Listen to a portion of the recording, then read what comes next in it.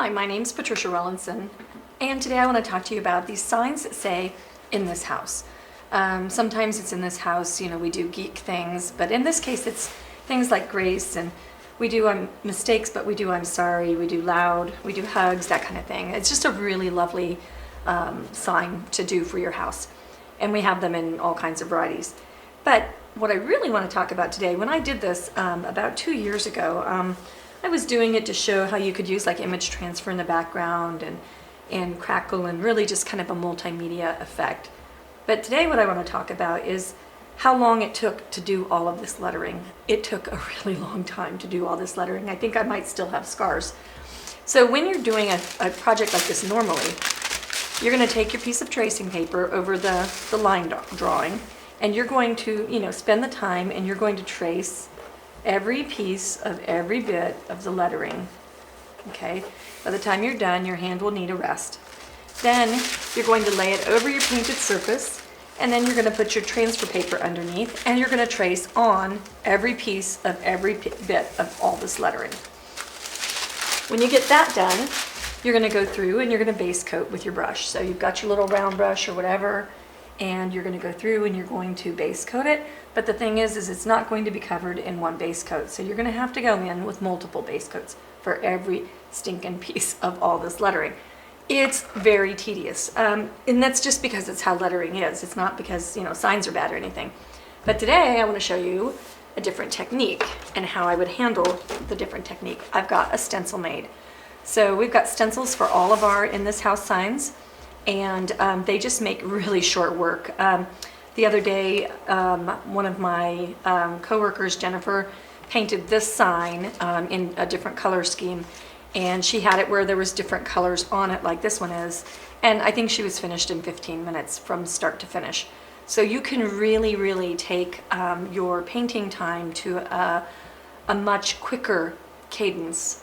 It costs a little money for this stencil, but then I think your time is money too. So if you can make one of these signs for each of your grandkids, or one of these signs for your friends' houses or something like that, I think that that's really worth the value of your stencil, because this will last for 100 signs. So anyway, I'm going to show you some techniques to make it look like we've got some shading on this lettering and stuff like that. I want to show you that you can make it look just as nice without doing all of those steps. Oh, and then that other step is that you do go back after you base coat it so many times and you shade every single letter.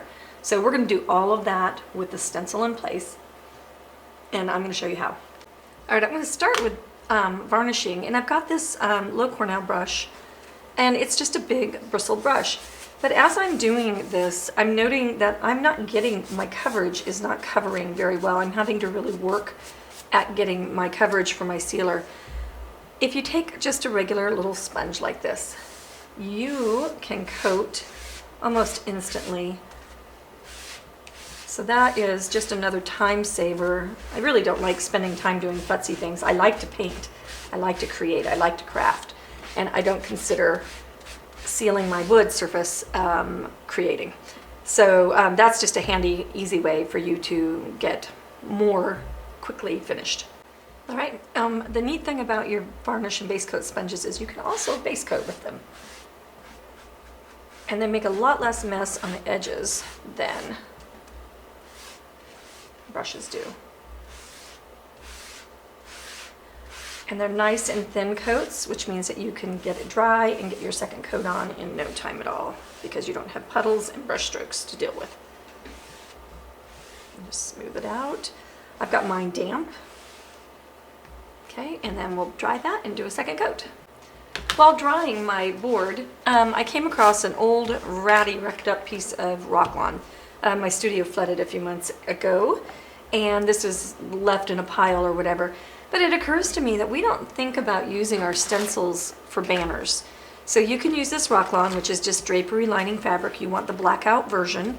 Get it from Joann's. Use their 50% off coupon. We have it available on our site too, but just get it yourself.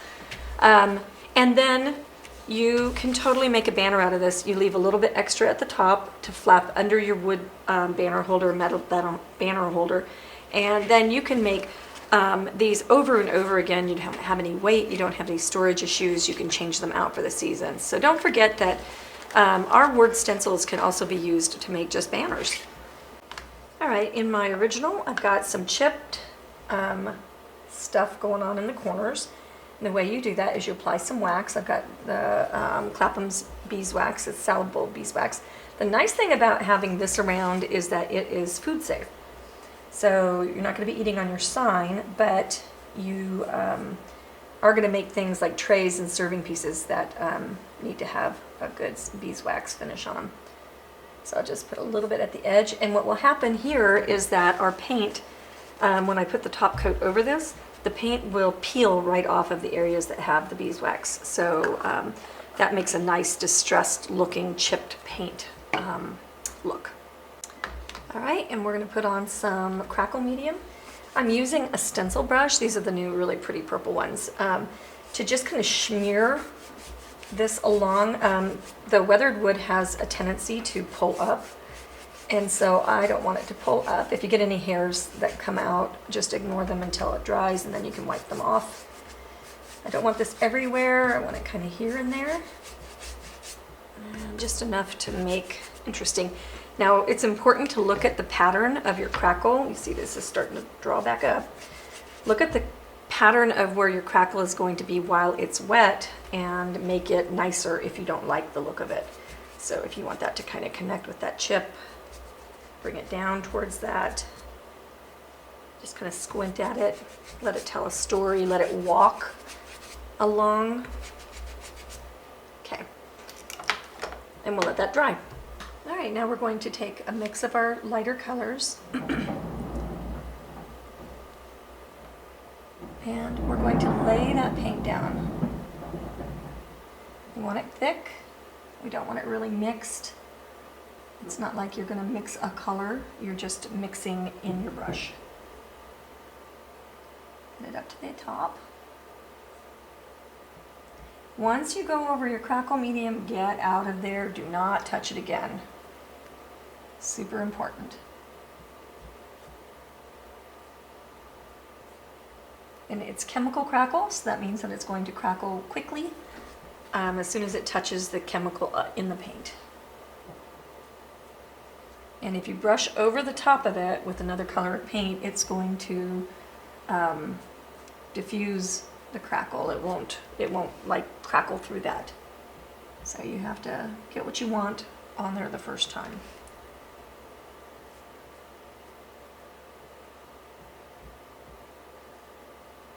And notice that this is just really irregular. It actually flattens and levels as it goes. See what happened just there? I didn't get out. Happened there too. My brush is laying down more than it's standing up. Just super helpful for not getting those little digs. I also like the oval tipped ones, but mine are all someplace else right now. All right, so now we let it dry and we let it crack. Okay, I didn't get quite as light as I wanted in the middle. So I'm going to take this 2-inch foam brush and I'm just going to dry brush a little bit more light down the middle. I'll do it where the crackle's not concentrated so I don't cover all the crackle up. And it'll just add to the layers, smooths it out. You want to try to lift off gently. Okay.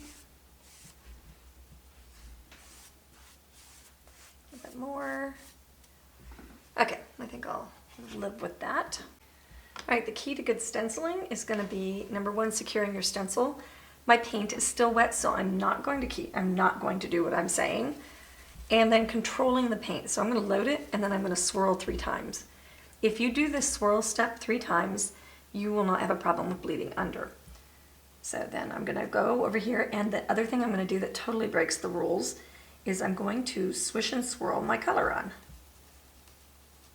Because I've reduced how much medium is on my paintbrush, this makes very neat and tidy stenciling. Okay. Now I'll have to do it twice. You have to do everything twice when you're using these like colors like this. So go down the middle first, and then I'll come back up once my paint's used up and get all my little edges there. But notice already how little time it takes to base coat something once. So I will go back and I will do all of this again one more time just to get a nice dark red. I'm using a small stencil brush so that I don't run into my other areas. Okay, now I'll go back, do it again, and now I'm going to be fully base coated. You can also do this kind of base coating where you tap. It just takes a little bit more effort. The only time you want to be a little bit careful is if you have quite a bit of paint under there, because that'll just scooch it straight underneath. And so that's why you'll see me on these long letters. I'll get rid of the bulk of my paint before I go back and start swishing.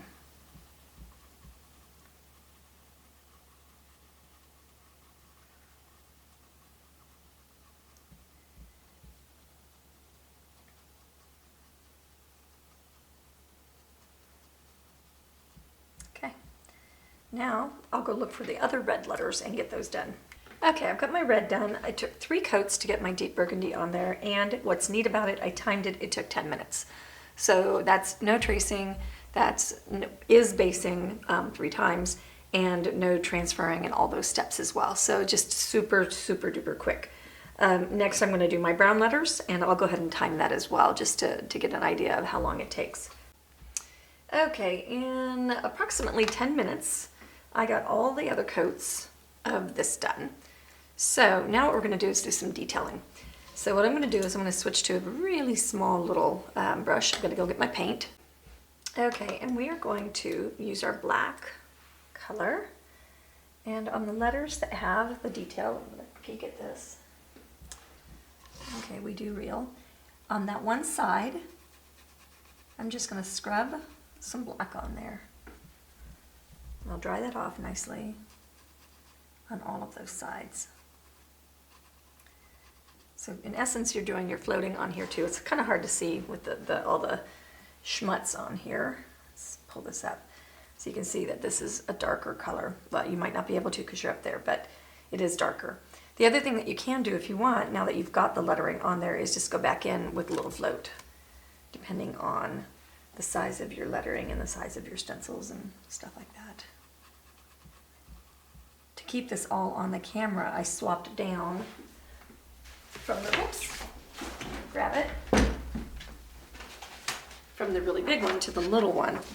So time-wise, you're probably going to be up like 15% of the time to get your base coats and stuff like that. I forgot about that part. But it's easier to do the detailing through the stencil on the bigger stencils.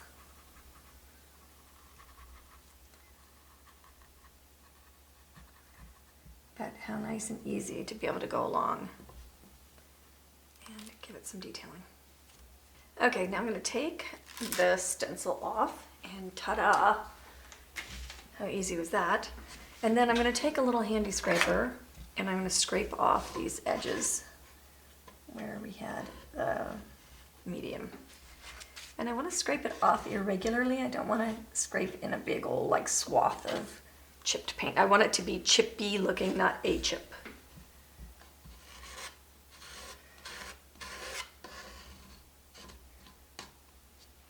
That looks lovely. Isn't that fun? First time I tried this and figured it out, I felt like a scientist. A slightly mad scientist, but a scientist nonetheless.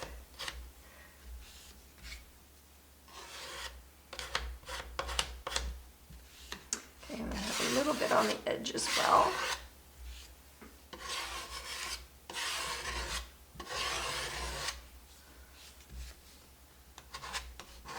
Should have done some up there. Now the way you can take off the waxy bit is you can go ahead and wash it with like a little bit of degreaser. That is helpful. And then what I really like to do, this is a new thing for me, is I like to take the really rough sandpaper, like an 80 grit or a 60 grit, and I like to take just a little piece, and I like to give the lettering just a little bit of sanding. It seems to make it like meld with the background just a little bit more. It takes away like the stencil-y look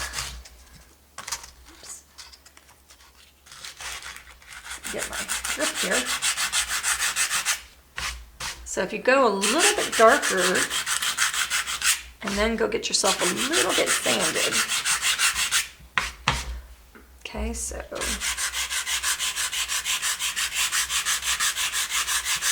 now you want to take into account not to make it too grungy, because then you'll not be able to read the letters. So I'll get that done and I'll come back to you. Okay, so I hope that those are some techniques that help you know how to use like the word stencils and stuff like that. You actually can use them the same way for all stencils, but the amount of speed and quickness that you can do for lettering. And then what you can do is you could do this on a bigger piece, put some flowers, maybe a bird, that kind of thing, and then you have your painting moment. But if you use the stencils for the lettering, then boy, it speeds everything up. So that's my purpose in showing you this today. I hope you've enjoyed it, and happy painting.